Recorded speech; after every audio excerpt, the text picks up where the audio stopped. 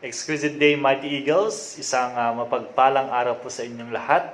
Ako po ay lubos na nagpapasalamat sa lahat po ng bumubuo ng the Medical Colleges of Northern Philippines and the International School of Asia and the Pacific, spearheaded by the school president, Sir Christian Roa Guzman, and the beautiful Vice President for Innovations and External Initiatives, Attorney Cristina Guzman Natividad, sa lahat po ng mga teachers, sa lahat po ng mga students, parents, maraming salamat po. Maraming salamat po for inviting me today to share my knowledge about the RBI or yung tinatawag nating radio-based instruction. But first and foremost, I would like to introduce myself. I am Redency Andres, a graduate of International School of Asia and the Pacific, a proud Mighty Eagle. At naniniwala po ako na ang simbolo ng edukasyon ay ilaw. Ilaw na magbibigay pag-asa sa bawat Mighty Eagles sa gitna ng pandemya.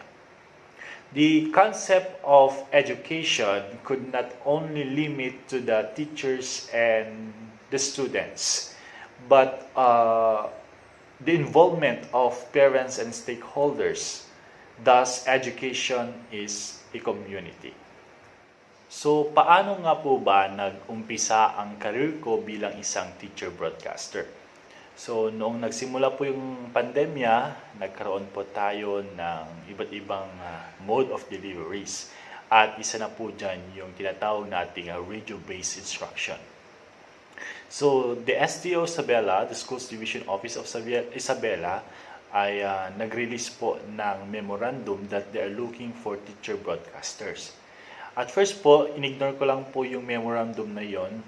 So, parang wala lang kasi I don't want to join sa RBI. But ang sabi ng co-teacher ko that try mo lang. Try mo lang, then mag-send ka ng audition quiz mo.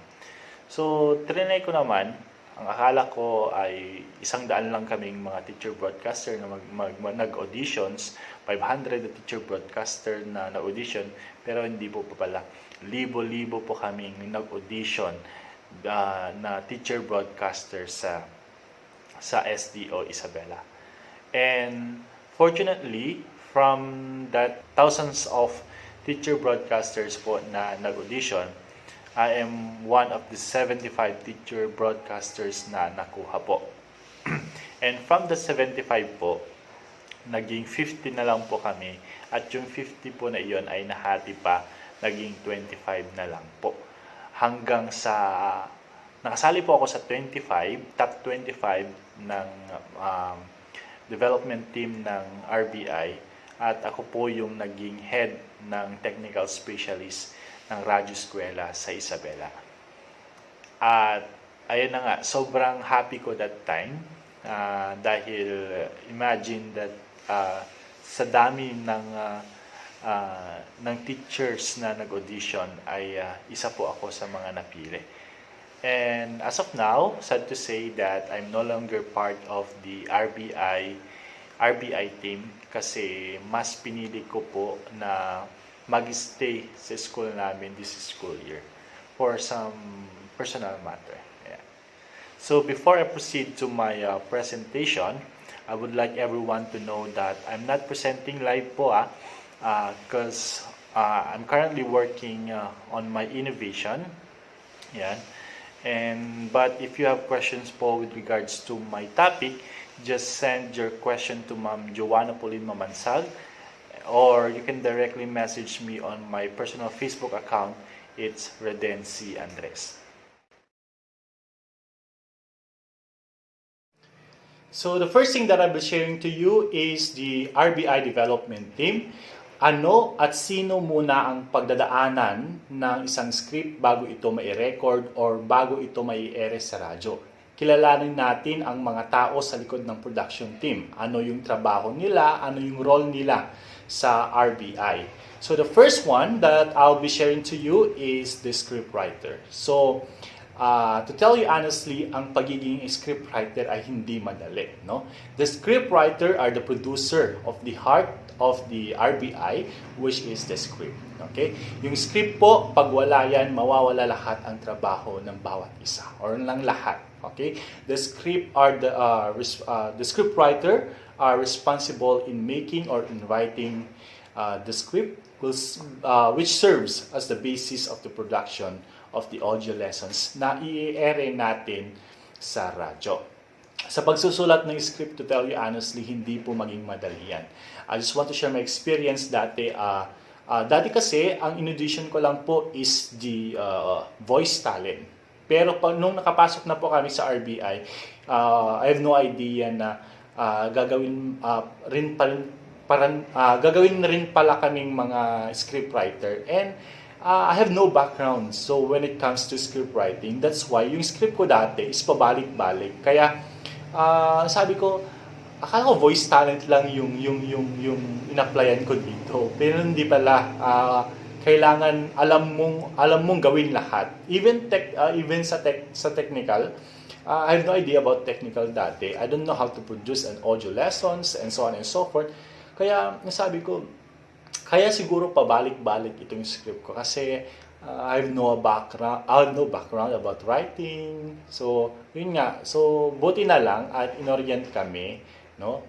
Buti na lang ay nagkaroon ng orientation bago kami sumulat ng isang script. So, we are properly guided with the template, with the factors that we need to consider.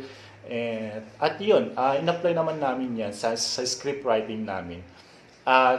Ayun nga, sabi ko, hindi talaga naging madali yung experience ko when it comes to writing such script. No? Hindi naging madali yung experience ko in producing good quality script. So, yun. So, sa mga scriptwriter, dapat tips ko sa inyo is something na you know what you are writing.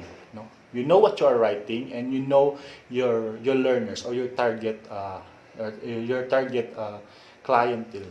The next one is the content editor. Pagkatapos ni scriptwriter na masulat ang kanyang script, okay, dadaan ito kay content editor.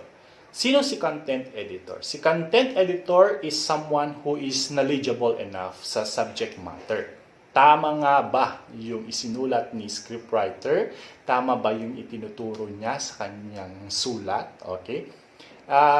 I must say that dapat may isang content editor per subject area. Okay? Hindi naman pwede na si Pilipino ay mag-content editor sa mathematics. Diba? Kasi, diba, Filipino is so malayo when it comes to mathematics. So, he or she will check on the information presented, mas lalong-lalo na sa mga konsepto, sa mga theories, and information about the lessons. So, si content editor must be mindful about those things. And then, after niyang ma-edit yon or after niyang mag-suggest sa script, babalik ngayon kay scriptwriter yung script para ma-incorporate ni scriptwriter yung mga suggestion ni content editor.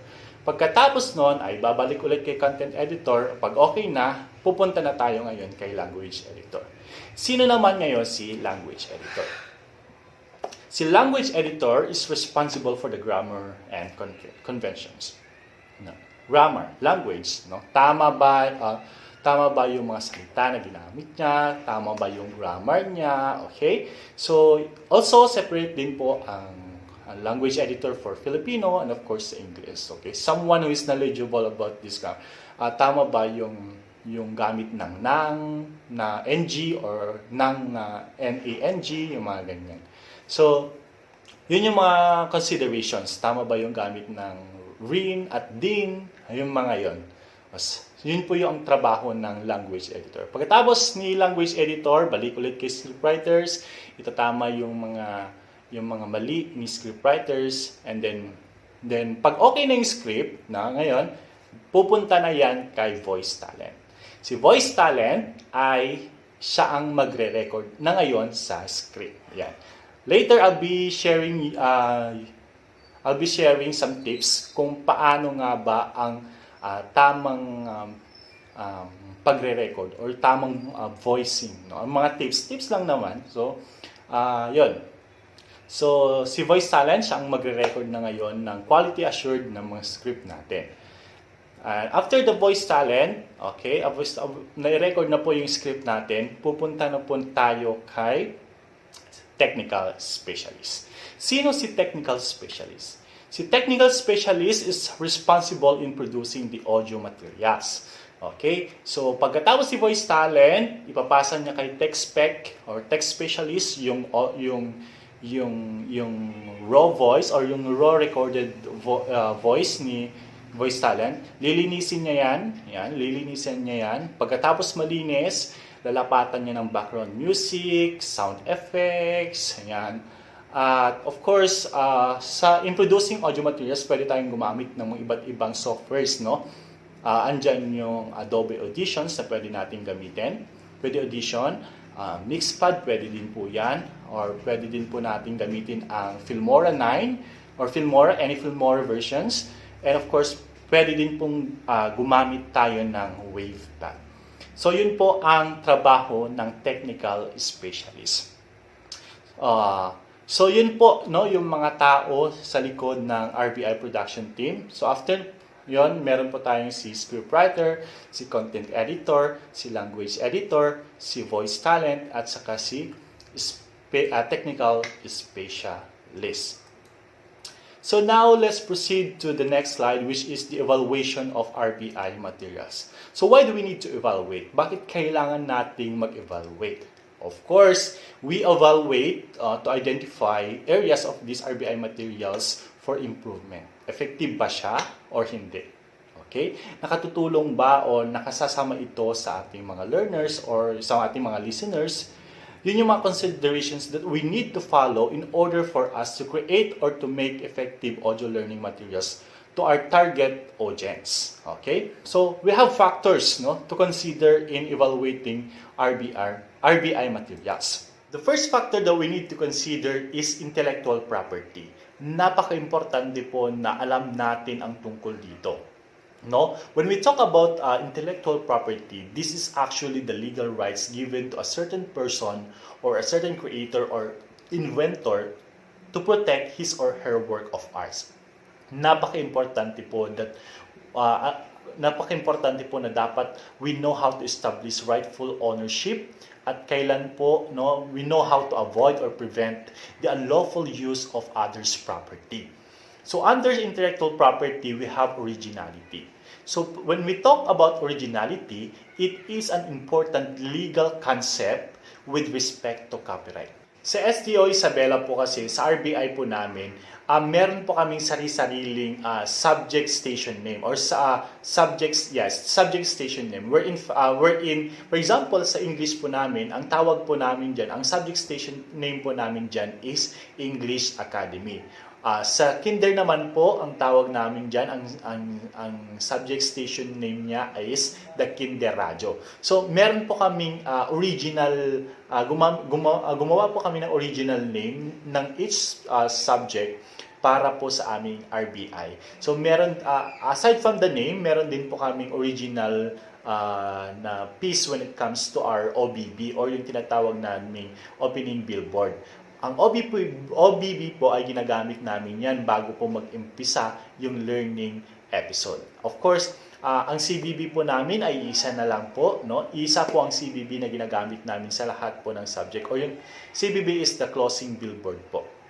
And of course, ang ginagamit po naming background po sa aming audio lessons is yung Radyo Eskwela sa Isabela Music na produce at kinompose po ng Cordon District. Na? Yun po yung ginagamit naming background sa aming productions. So, my only tip when it comes to originality, think of something na mangingibabaw o may iwan sa mga listeners natin pag napakinggan nila yung materials na iyon. Something na, okay, ito na yung pag napakinggan na nila yung sound na yun, okay, Radyo Eskwela sa Isabela na. Okay? No, think of something like that. Okay? Next one is permission. Before using the materials na gagamitin natin in the production of our audio lessons, it is imperative to ask or obtain permission to the owner, no? If the material is copyrighted, then we ask permission to the owner of that materials para hindi tayo makasuhan or makasuhan, okay? Mapa-audio man yan, mapa-video or written text or any copyrighted materials or work of arts, we need to ask authorization before using them. No? Paano nga po ba tayo mag-ask permission? Simply by contacting that person. Or simply by writing a letter na kung pwede ay gamitin natin itong material na ito in the production of our audio materials. If warranted, then don't forget also to acknowledge the name of the owner and of course the material use sa credits po natin. The next one is attribution. Yung sabi ko kanina, if the owner of the copyrighted materials warranted us to use his or her material in our production, then there is this long tradition that we need to make an attribution. So ano nga po ba yung inilalagay natin sa attribution? So we have there the title of the materials na ginamit natin, sino ang may-ari or the owner or the author, and of course yung source, saan natin kinuha, and of course, yung license niya. So, yun po ang tungkol sa intellectual property. So, the next one is the learning competency. So, the topic of the script is aligned with the specific learning competencies or objectives of the learning area and grade level for which it is intended. So, in crafting po our script, we make sure that these are aligned with the most essential learning competencies crafted by the Department of Education. And of course, with our learning objectives na gusto nating ma-develop ng mga learners natin upon listening to the audio materials. And of course, the grade level of the learners. So we make sure na kayang i-grasp or kayang maintindihan ni learners yung topic natin. Our content must be leveled on the capacity of the learners in understanding key concepts, no? Or key concepts or yung lessons natin mismo. Same is true with the learner's activity, no? Give them something na hindi sila mahihirapan. Something na kahit napapakinggan lang nila yung activities ay nakasasabay sila in performing their tasks. So these are some of the considerations na dapat nating isaalang-alang in crafting our materials.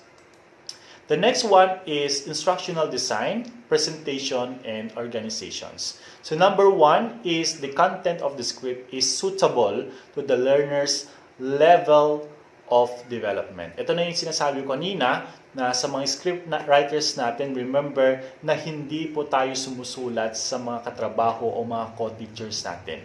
We are writing our script for the learners and it is imperative that we should know our learners. Sino yung mga learners natin? Mga kinder ba yan? Mga junior high school ba yan? Mga elementary ba yan? Then, content must be leveled on their ability to comprehend the lesson.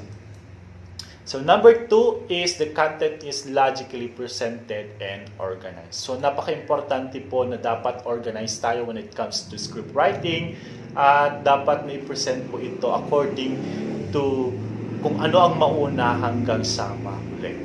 Okay? Next is the content of the script provides and communicates clear learning goals. Diba sa lesson natin, diba, even pag face-to-face, we're first stating yung learning objectives natin, which the student should learn or do at the end of the discussion. Same is true po sa RBI. In our script, we should state the learning goals na dapat ma-develop sa mga bata natin within the given time frame of the audio lessons so that they can be properly guided, no, on what they need to do or perform. No? For example po, in our script, sabihin natin na, okay, grade 7 learners, for today's episode, you are going to learn direct and indirect speech appropriately in varied contexts. So from that line from the script, no, the learners will be given the idea na, okay, it is, yan yung goal ko today. And that is what will I do or that is what will I learn today. So yun. So we need to provide and communicate clear learning goals for our students. Next one is content is designed using strategies to help pupils learn the information and skills that are in focus. One of the strategies to help the learners understand the information or skills is to give examples. Giving examples are very important in our discussion.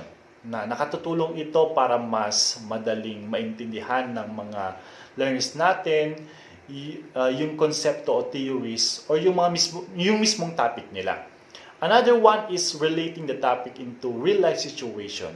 Mas magre-retain kasi yung topic natin if we give situations that are real life, no? Na kung saan makaka-relate yung mga bata natin na habang pinapakinggan nila yung audio lessons nagre-react sila, nagbibigay sila ng kanilang komento about sa certain topic or situations. Mas lalo na sa mga subject na sa pagpapakatao tulad ng ESP, di ba? Mas makaka-relate ang mga bata natin if ine-explain natin yung mga lessons nila in real life situations. Next one po is the content meets the interest of the learners. Content must be interesting. Something na mag-enjoy yung bata habang pinapakinggan yung audio material or yung audio lesson. Yun. So, we all know na may mga bata po kasi na sobrang bilis magsawa. No? Nasa umpisa pa lang ng topic ayaw nang makinig because sa kung ano yung nagpapakinggan nila or sa kung ano yung content na mismo ng script natin. So, how do we make our content interesting? Sa mga script writers natin, we should always remember na dapat andun palagi yung involvement ng mga bata natin. Not purely on the teacher na dinidiscuss lang yung topic. It will make the episode boring. One of our goals is to meet the interest of the learners. Same is true with our voice talents. Hindi po lahat nagre-rely sa content lang mismo. It also relies sa voice ni voice talent mismo. No? Huwag tayong maging monotonous, no? Para mas ma-meet natin yung interest ng mga bata natin, we should vary our voice in recording the script. Napaka-importante niya habang pinapakinggan nila tayo, natututo sila at the same time, nag-e-enjoy sila sa kung ano yung napapakinggan nila. So I will give you an example. So let's say our topic is on characterization. Pwede nating sabihin na, good day learners! Before we will visit the Mount Olympus in today's episode, let's have a little review of our previous lesson. So yan, mag-re-review na kayo ng previous lesson. As we move to our topic, let me bring you to Mount Olympus, as I promised a while back. But as we climb to the famous home of the gods and goddesses, let me give you a challenge to identify some characters that I will mention. Let's name this activity as Who's That G? Then, that's the time na pwede na kayong mag-ask about who is the goddess of God, or who is the god of gods, and so on and so forth. So that's it. Make our content or make our audio lessons interesting sa mga bata natin. Number 6 is the content is engaging. Napaka-importante po that we should always involve our students sa ating script or sa content po ng ating audio lessons. We should involve them from the beginning up to the end of the audio lessons. Kahit alam nating walang sagot ang mga tanong natin sa lesson natin o sa audio lesson natin, still we need to imagine na parang may mga bata tayong kausap sa lesson natin. We need to imagine na parang nasa loob lang tayo ng silid-aralan with all the students na sa bawat tanong natin ay may mga sumasagot. Tapos parang sumasagot ka din na, okay, very good. That's nice, children. Okay? So, ganun yung approach. Okay? Next, the content is easily understandable. I must say na mahirap intindihin ang isang konsepto kung ito ay pinapakinggan lamang without concrete pictures to that concept kung paano nga ba nangyari iyon or paano nagawa yon. Okay? Lalong-lalo na sa mathematics, di ba? Wherein magsosolve ka ng isang problem. For me lang Pag pinapakinggan ko lang kasi yung steps on how to solve it, di ba? Parang hirap, di ba? So in our content, we should make it easy for our learners to understand it. No, make everything easy to understand, no? Sa mga voice talent natin, wag masyadong artehan yung the way we speak. Speak as if you are in the classroom. Speak kung paano kayo magturo sa classroom nyo. Ganun dapat ang pag-present po natin sa ating audio, no? Buo dapat yung boses natin at wag masyadong artehan. Our goal is to make our learners understand what we are saying. Okay? At ang goal din po natin is for our learners to understand the topic na pre-present po natin. So next one is the content is compliant to the social content or content guidelines. So this is very important and this must be addressed by the content editor and of course sa mga script writers natin.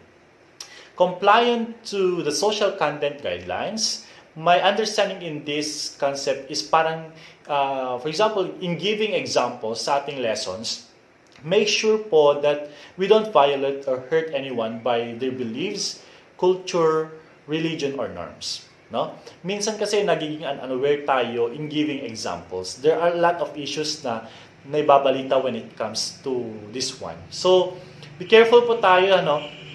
Our examples must be in general, no? Walang natatamaan na kultura, walang natatamaan na tao, no? With regards to their colors, to their abilities or disabilities. The content must be inclusive. Yun naman po yung goal ng DepEd, di ba? Yeah. The next one is the content develops the learners 21st century and or higher order thinking skills. Kung napapansin nyo po, ang mga performance tasks ng ating mga bata these days, more on the applications of the different social media platforms and or the other use of technology. And as far as I know, that's one of the skills na dapat ma-develop sa mga bata. Na dapat they know how to use the technology in all means and ways. Of course, the higher order thinking skills ng mga bata ay dapat ma-develop in our content. The next one, the content enhances the development of desirable values and traits. Not only on the skills, but also on the values. And of course, the traits. No? Napakahalaga na sa content natin na mayroon tayong value integration. Something that is learned by the learners at the end of the audio lessons. Mostly sa literature, sa mga stories, di ba? Or sa subject ng mga bata na hinuhubog yung pagkatao nila. Values must be the flesh in the content of this subject. The next one is motivational strategies are provided. Of course, motivation is very important. Lalong-lalo na at ito yung mag-arouse sa interest ng mga bata natin for them to engage themselves sa lesson. Motivational strategies, for example, pag na-check na natin yung activity ng ating mga bata, pwede natin sabihin na, who got perfect score? Wow, that's great. Keep up the good work. Para di naman ma-hurt yung mga bata na hindi nakakuha ng perfect score, pwede din natin sabihin sa kanila na for those who were not able to get a perfect score, still, I will give you a resounding clap for answering your activity. I know you can do better this time. Can you? Or from that alone, no, masasabi ng mga bata natin na, okay, I know I can do it this time. Okay? I know na naniniwala si radio teacher sa akin na I can do this. I can do better this time. Lalong-lalo na ngayon na walang face-to-face, di ba? Parang kung isipin natin, most of our students ay nawawalan ng gana to answer all their self-learning modules kasi walang nagmo-motivate sa kanila to do their task. So, let us not forget, no? Let us not forget to at least give them encouraging words or motivational words for them to continue despite all the hurdles na napagdadaanan ng mga bata natin these tough times. Okay? Next, the script employs varied assessment approaches that help the teacher evaluate learners' progress in mastering the target competencies.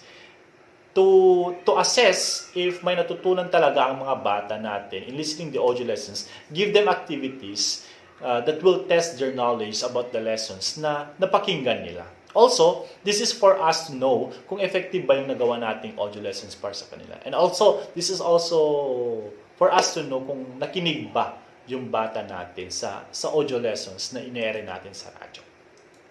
Number 2, assessment are aligned with specific objectives and content. Siyempre, give the students or learners activities that are aligned with specific objectives and content na napakinggan nila or yung present natin. Do not give them, remember that do not give them something na hindi naman nila napakinggan. For sure, ikaw din na teacher nila ang mamroblema soon. Kasi 100% sure yan na madami ang itatanong nila sa'yo, madami ang itatanong ng mga bata sa'yo kasi hindi nila alam kung or wala silang idea about sa activities na ibinibigay mo. It should always align with your objectives and of course with your content. Okay? Or yung subject na i-present mo. Okay?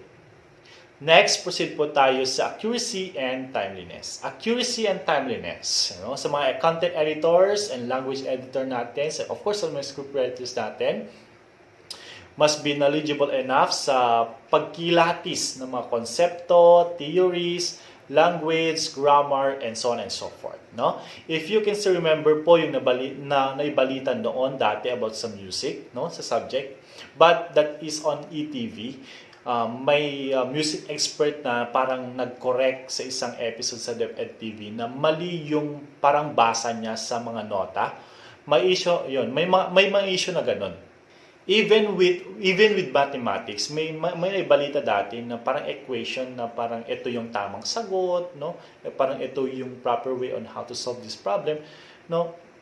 May mga issue na ganun. So even sa grammar meron din, may parang language expert din na parang nag-critic, no, sa episode ng DepEd TV. So we should always remember that we should always be mindful with the errors na i-present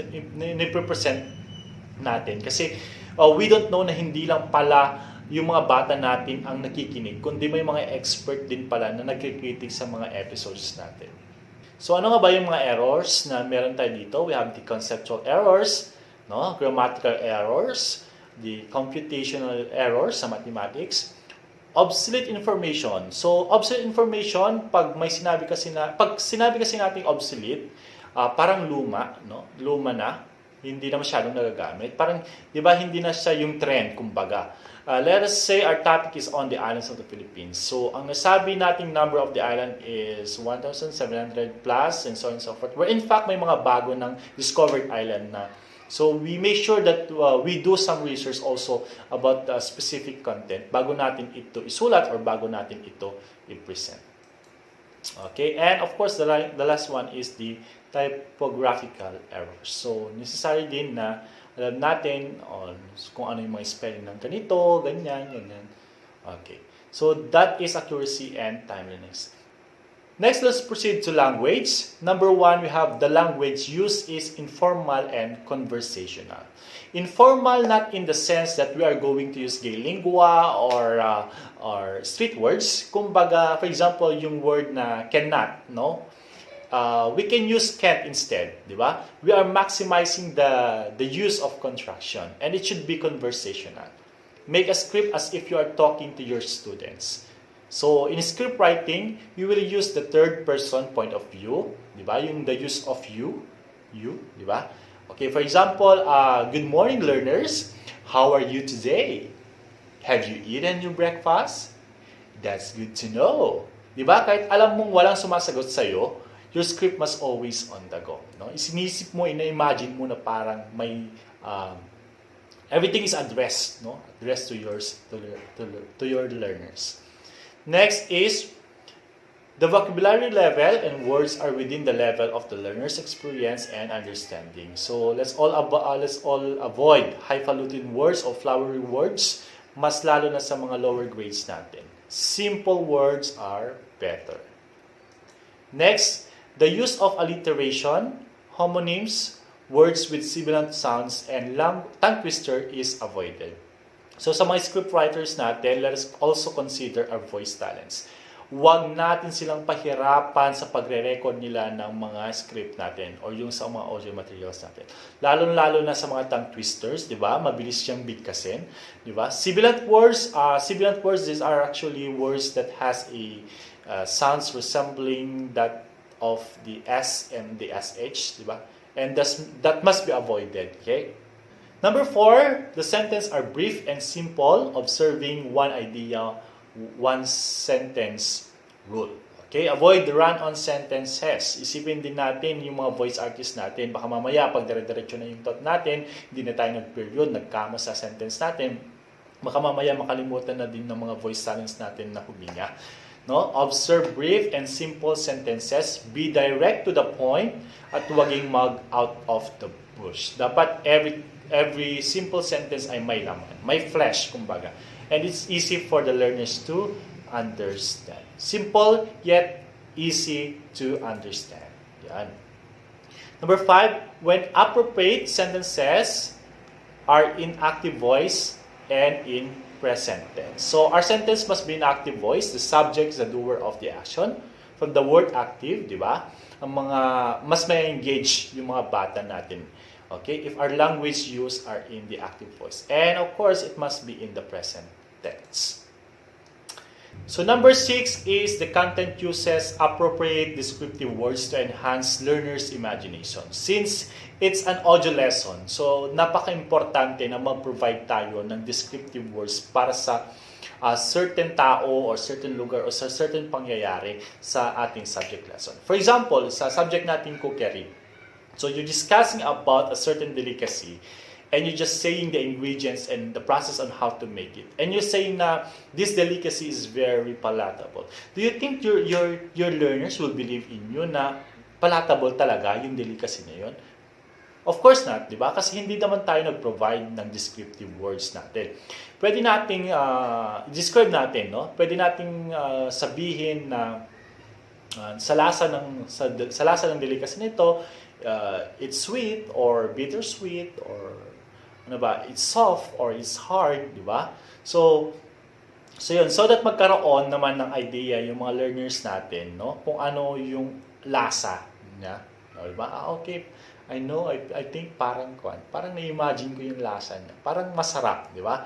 So, another example is sa storytelling din, no? How, for example, yung character is may pinuntahan ng isang lugar, di ba? For example, Mary went to this place. So, ganun na lang ba yon, no? Hindi na natin in-explain o describe yung lugar na yon. So, let's say na the place is grassy or the place is surrounded with different colorful flowers, di ba? I-describe natin yung lugar, no? Sabihin natin, we have to provide descriptions para na makatulong in the imaginations of our learners. So para hindi sila ma-questions, no? Ma-questions sa lugar or sa tao or sa isang bagay sa ating lesson. The next one is number 7, pronunciation guides or phonetic spelling for unfamiliar names, words, jargons, and or terminologies are provided. Sa script natin, it's necessary that we need to provide pronunciation guides para sa mga voice talent natin. There are pseudonyms kasi ng mga writers, mga scientists na sobrang hirap bigkasin. So, napaka-helpful na magkaroon ng pronunciation guides sa script natin. Yung mga, for example pa, sa mga words, di ba, minsan na yung spelling niya is malayo sa pronunciation niya. Di ba? For example, the word baloney, where in fact, ang spelling ng baloney is bologna, di ba? So para guided ang mga voice sound natin sa script natin kailangan na maglagay tayo ng pronunciation guide. Also with mga phonetics, mga sounds, mga swa sounds, di ba? Yun. Number 8, punctuation marks suits reading style. Punctuation marks will be our guide kung kailan tayo magpo-pause or mag-stop. So, sa mga script writers natin, let's all be mindful in using punctuation marks. Baka mamaya ang mga voice talents natin, wala silang makita na punctuation marks sa script, makalimutan na din nilang huminga in recording in recording the audio lessons, di ba? Or pwede din sa mga voice talent natin, we can use markers or highlighters in the quality assured scripts para mas guided tayo in reading our script or in recording our script. Okay? Number 9, transition devices. Words are properly provided. Transition device are very important also, no? Lalong-lalo na pag our topic is on the series of events in a story. It is necessary that we use the word first, second, and last para guided yung mga bata natin sa mga napapakinggan nilang story or subject matter. Also sa science, di ba, napaka-importante na gumamit tayo ng transitional devices, lalo-lalo na pag sa experiments natin. Ano yung unang first step, second step, third step, fourth step, yun. So that our learners will be properly guided kung ano yung mga ginagawa nila. Okay? So, next one is script writing convention. So, number 1, the length of the script is within the prescribed running time. Okay, so the prescribed running time kasi sa SDU Isabela is 25 to 30 minutes. If ang isang topic po ay hindi kaya sa allotted time, then pwede po nating idalawang episode yan. If ang activity po ay hindi kayang i-check within the episode, okay, pwede po nating i-check yan sa next episode. No? Huwag po nating isagad lahat yung idea natin sa given running time of an episode kung hindi naman po talaga kaya. Baka mamaya nagra-rust na po kayo sa last part ng audio lesson nyo hindi na kayo naiintindihan ni learners, no? Take time po, no? Ang goal po natin is maintindihan ni learner kung ano yung napapakinggan niya. Number 2, the script discusses one topic or lesson only. Of course, our focus will be one topic or one lesson in our script. Huwag po tayong mag-insert ng ibang topic. No, iwasan po natin yung information overload sa mga bata. Baka mamaya hindi na nila alam kung ano nga ba yung topic nila sa audio lessons natin. Okay? Number 3, script writing rules on the abbreviation, acronyms, numbers, figures, and fractions are accurately and properly observed. No, in writing our script po, remember na pag number po ang pinag-uusapan natin from 1 to 10, pwede pa pong numbers lang yan sa script natin. But pag below 10 na po yan, spell out na po natin, no? Okay? Even po sa mga acronyms po natin. Let's say, ang acronym na DPWH, no? Marami po sa mga bata hindi alam ang ibig sabihin ng DPWH. So, most probably, i-abbreviate po natin yan. Okay? Take note po natin, no? If nabanggit na po natin sa unang part ng script natin ang ibig sabihin ng DPWH, kahit sa mga susunod na or sa succeeding lines po ng script natin, kahit hindi na po necessary na sabihin pa natin yung abbreviation ng DPWH. So, that's it. Next, markings are properly and accurately observed as needed. So, sa layout or template po kasi ng script, mayroon po tayong tinatawag na marking na kung saan nakalagay doon yung teacher broadcaster, SFX, OBB, CBB, gano'n. Which serve as a guide po para sa mga technical specialists natin in producing the audio materials. Napaka-importante po ng marking sa isang script. Kapag dapat alam natin, no, kung paano i-observe ang mga ito. Mas smooth ang daloy ng script and of course the production of the audio materials pag markings are provided properly. Okay? Next, message conveyed are repeated as necessary.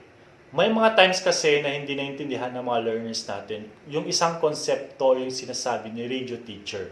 Kaya napakahalaga na ulitin din natin minsan yung mga sinasabi natin on air. Lalo na, di ba, if we dictate sentences and we ask our students to take note, kung kahit sa face-to-face nga, di ba, minsan pinapaulit din ng mga estudyante natin yung mga sinasabi natin. If hindi nila napakinggan mabuti yung sinasabi natin, remember na madami ring factors kasi minsan kung bakit hindi naintindihan ng mga learners natin yung mga sinasabi natin. Isa na dyan yung pagkakaroon ng maingay na environment. Kaya ang script natin most probably, we repeat the concepts para magets or maintindihan ng mga estudyante natin yung sinasabi ni voice talent or yung sinasabi na radio teacher. Next is the script is complete in elements and part. Ang script natin dapat may review of the past lesson, yan, discussion, activities, and so on and so forth. And must be total, the script must be total package. Okay? The script must be total package. The script follows radio script format and layout. In this part, okay, I'll be showing you example script po na isinulat ko and quality assured na din po ito ng Region 2. This is actually my script po na isinulat ko noong nasa RBI po ako. So, bali ganito po ang itsura ng isang RBI script. Okay? So, meron dyan yung title, yung topic, yung format, yung length, yung scriptwriter, tsaka yung objective. Sa title po, isusulat po natin dyan kung ano yung title ng subject na gagawa natin ng script. Yung topic po natin, of course, yung format is school on air since it's RBI. Yung length po ng episode or ng script na kung ilan yung runtime niya sa nai-air natin. And of course, the scriptwriter at saka yung objective natin. Kung napapansin nyo, may mga numbers po dyan sa gilid. Yan po ay yung magiging guide ng mga ating mga scriptwriters and of course, yung ating mga content editors or yung mga editors natin. For example, para mas madali po nilang mahanap, no, if ever may mga kamali yung script natin. Para mas madaling sabihin ni content editor kay scriptwriter na scriptwriter may mali sa page 1, line 3 sa script mo. So, mas madaling mahanap ngayon ni scriptwriter ngayon kung saan siya nagkakamali or nagkamali. Next, meron dyan yung B's, insert SOA station ID. Yan na po yung tinatawag nating OBB bago po tayo mag-umpisa. And then, yung B's, music up and then under. Yan po yung magiging guide ni technical specialist in the production of the audio lessons. And then, yung line ngayon ni radio teacher. The next one is kung napapansin nyo, this is actually next page po. Nakikita nyo sa taas, yung meron yung pakikilahok ng mabuti. That is the title of the script or the subject. Napapansin nyo po, tatlo lang po or tatlong words lang po yung naisama. Okay? Not necessarily, hindi po kinakailangan na ilagay natin yung buong titulo ng script natin. Tatlo lang po ay ang kailangan or apat. Or I think tatlo lang. Yan. And then, itatlong beses din po natin yung number of page. Yan sa taas. Kung napapansin, that's page 3. Yan. And then, kung napapansin nyo, may mga numbers na naman dyan. Bakit 1 na naman? So, ganun po talaga, no? Dapat, kung nasa page 1, nasa next page ka na, mag-umpisa ka ulit sa page 1. Okay? Hindi po tuloy-tuloy yung number natin. And of course, yun na po yung tinatawag nating SFX, yung oh no, sabi niya. Okay? I-indicate po natin what specific sound effects ang gagamitin natin dyan para guided si technical specialist natin in the production of our audio lessons. Next one, kung napapansin nyo po, ito po yung baba ng script. Yan, may more po. Yan, may more. Kasi may mga kasunod pang mga pages yan. Okay? And then, ito na po yung panghuli na page sa script natin, yung B's, yan, music up and under. Under po kasi may susunod pa pala, which is the closing billboard. Yun na yung CBB po natin. At sa end po ng script natin, kung napapansin nyo, ay end na po siya. Okay? Hindi na po siya more. So, yun po ang mabilisang discussion po sa script natin. So, let's proceed to the technical side or the technical design. Number 1, music, videos, graphics, and sound effects are suitable for educational purposes and situation presented. So, napaka-importante po na we need to be wise in choosing our materials in the production of our audio lessons. Marami pong mga non-copyrighted music po na pwede nating gamitin sa audio lessons natin. I recommend the audio library of YouTube na kung saan pwede tayong mag-download ng background music po natin. Kung wala po pa tayong original music for our RBI, pwede sa lahat just be guided po sa number 1 factor po natin. Sa mga sound effects po or yung tinatawag po nating SFX, marami din po tayo pwedeng gamitin sa YouTube na pwede nating i-download. Okay? For example, yung mga ting, di ba? Yung pagtama yung sagot ng bata or yung parang pag sumasagot yung bata, yung wow, di ba? Available po lahat yan sa YouTube natin kung saan ginagamit natin yung mga yan, di ba? Pag sumasagot yung or na-amaze tayo sa mga bata. Pwede yun. Meron din po yung tinatawag nating BIZ or yung BIZ. BIZ is different from SFX ha. Ang BIZ po kasi o yung BIZ na tinatawag po kasi natin, pag hindi available yung isang sound effects, for example, gusto mong gumamit ng SFX na Oppo pero wala ka pong mahanap or ma-download sa YouTube, pwede mo pong i-record yun at gawin mo siyang pwede mong i-record yung Oppo, okay? Then, i-modify mo yung voice mo kung gusto mo, i-edit mo, yun. We call that BIZ, okay? Yung BIZ, o yung SFX po, these are the available sound effects na pwede nating ma-download sa YouTube. Ang BIZ po, these are the unavailable sound effects na pwede nating i-produce, okay? Or na pwede nating gamitin in the production of our audio lessons. Okay. Music and sound effects engage the interest of learners and enhance the content of the script. So napaka-importante po na gumamit tayo ng mga music po natin na nakaka-excite, no? Nakaka-excite, nakaka-arouse ng interest po ng mga bata natin. Marami po dyan sa YouTube o sa audio library, marami po tayong pwedeng ma-download na non-copyrighted music na pwede nating gamitin. Number 3, cues for music and sound effects are accurately and properly indicated for smooth and coherent integration in transition. So sa paggamit po ng ating sound effects, hindi po naman pwede yung nasobrahan natin ng paggamit ng mga ito, no? We should also be mindful in using sound effects, no, sa ating audio lessons. Baka mamaya ang puro naririnig na lang ng mga bata is yung purong ting ting ting ting ting. So hindi naman po pwede iyon. So we should always be mindful in using sound effects. Of course, also dapat alam natin, no, on how to properly use these sound effects. Next, quick guide to proper voicing. Okay, so natapos na po tayo on the factors, no, on the factors that we need to consider in evaluating RBI materials. Okay, so let's proceed to quick guide to proper voicing. So I'll just giving you some tips, no, kung paano nga po ba ang voicing po natin, no, o sa pagre-record po natin ng mga script natin. So ano po ba yung aims natin? The first one is to get people to listen. Okay, yun naman po importante, di ba? We make sure na yung na-produce po nating audio materials is it will get the people to listen to us. Okay. Next is to communicate your message, to bring a script to life, to speak so that you are understand. Okay. Wag masyadong mabilis, no? Wag naman masyadong mabagal, no? You speak normal as if na maintindihan ka ng ibang tao.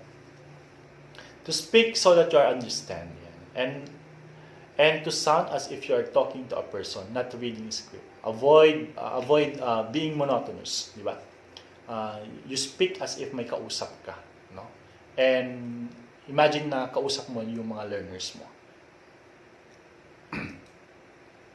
How do you start? Okay, how do we actually start? Okay, you read our script before you broadcast. Napaka-importante na i-practice muna natin on how we read our script bago po tayo sumalang sa pagre-record. Practice makes perfect, or practice makes permanence. Okay, mark up your script.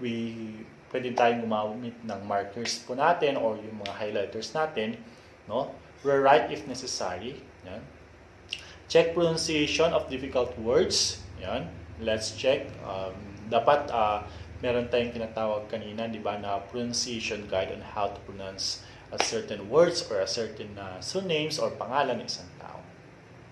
Get to the studio in good time, never run. Okay? So, napaka-importante po minsan na magkaroon din tayo ng sarili nating studio, di ba? Something na hindi maingay, di ba? So, napakaswerte po ng mga voice talents natin na may mga sarili silang studio in their recording studio, di ba? So, how do you prepare to read? Okay? Number 1, sit with mic around 12 away. Huwag masyadong madikit. Kasi baka mamaya pag sobrang dikit ng microphone mo, sobrang barag naman yung boses mo. So, sit up straight. Okay? You have to sit up straight. Have water nearby. Napaka-importante po ng tubig, no? Sa tabi natin while recording or sa pagre-record natin. No alcohol before you broadcast. Maaari po, wag po tayong uminom, no? Bago po tayo mag-record, okay? Or bago tayo mag-broadcast. Get your breathing right, okay? Get your breathing right. So, napaka-importante po na alam natin kung kailan tayo hihinga, di ba? We know how to, kailan tayo magpo-pause, di ba? Kailangan may proper breathing. We know how we know yung proper breathing natin. So, how do you read? So, paano po ba natin babasahin yung script natin? We speak clearly, okay? Speak as if maintindihan ng mga bata natin o yung mga listeners natin. No mumbling, okay? Concentrate on pronouncing the first and last letter of each word, okay? Speak slightly slower than normal. Hindi naman masyadong mabilis, hindi naman masyadong mabagal, okay? Try and vary our pitch and tone, okay? Hindi tayo monotonous. Dapat may time na tataas or bababa yung boses natin, or may time na pwede nating gawing interesting yung boses natin. Sounds like you are interested, okay? Emotion, enthusiasm help. Yan, yung emotion natin dapat andun sa script din natin. And of course, enthusiasm is very important. Yan. Use pauses but not heavy breath. Yan. Use pauses but not heavy breath. The words you emphasize should help, not hinder the comprehension. Listen and learn. So that's it. That's the tips on how you read a script.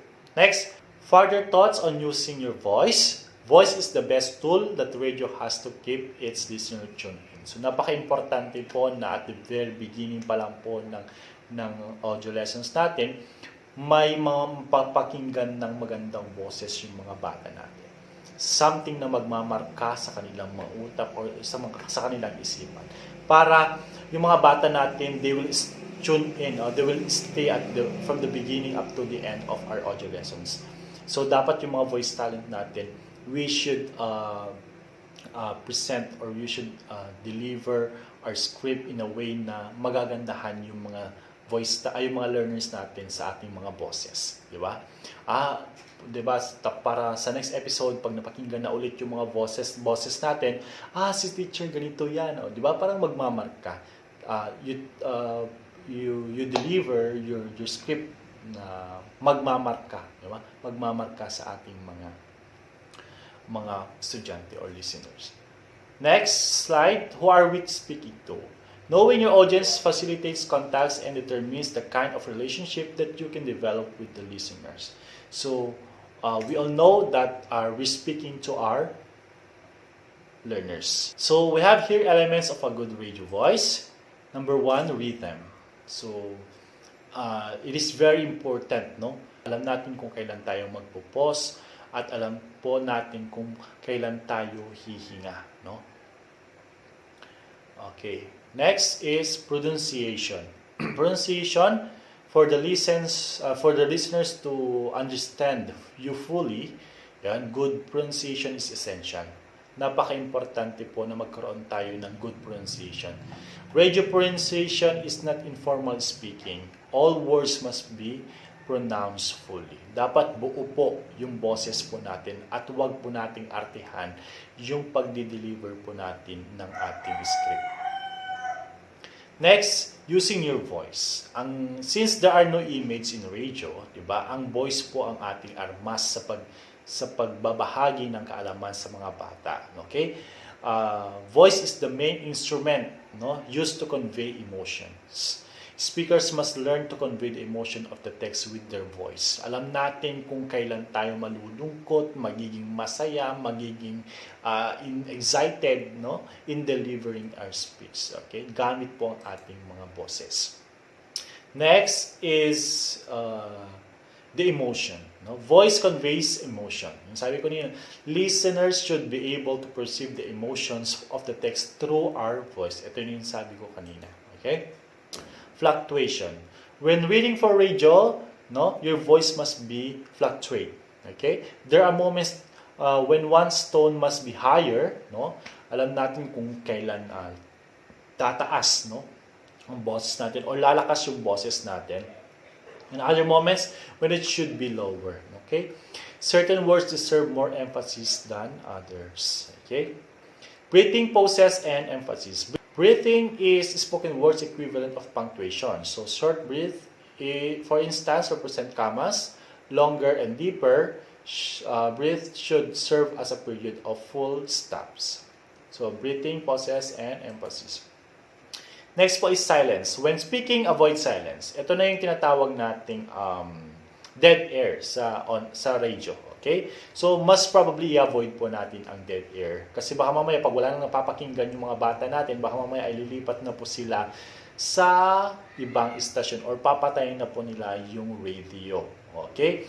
Your listener may not be understand what is happening and may choose to change the station. So, pag nagkaroon po tayo ng dead air, mas probably mag-impromptu po tayo. Diba? Siguro ito po ay para sa mga live broadcast, siguro. Yung sa silence. So, do not panic if you stumble on word and just breathe, okay? Reread the word and keep on going as if nothing had happened. Always be ready in case the next planned audio is not available because, for instance, a mistake has been made somewhere along the line. So, that's silence. So, those po are the tips or those are the elements of a good radio voice. So maraming salamat po sa pakikinig sa aking discussion for today and I hope you've learned kahit papano. Once again, maraming salamat po sa lahat po ng bumubuo ng the Medical Colleges of Northern Philippines and the International School of Asia and the Pacific. Sa lahat po ng mga Mighty Eagles natin, sa mga teachers po natin, I hope kahit papano po ay may mga naiwan po sa inyong mga isipan. Once again, I'm Redency Andres, a teacher 1 of Villa Miranda Integrated School, a teacher broadcaster of SDO Isabela. Thank you and God bless po.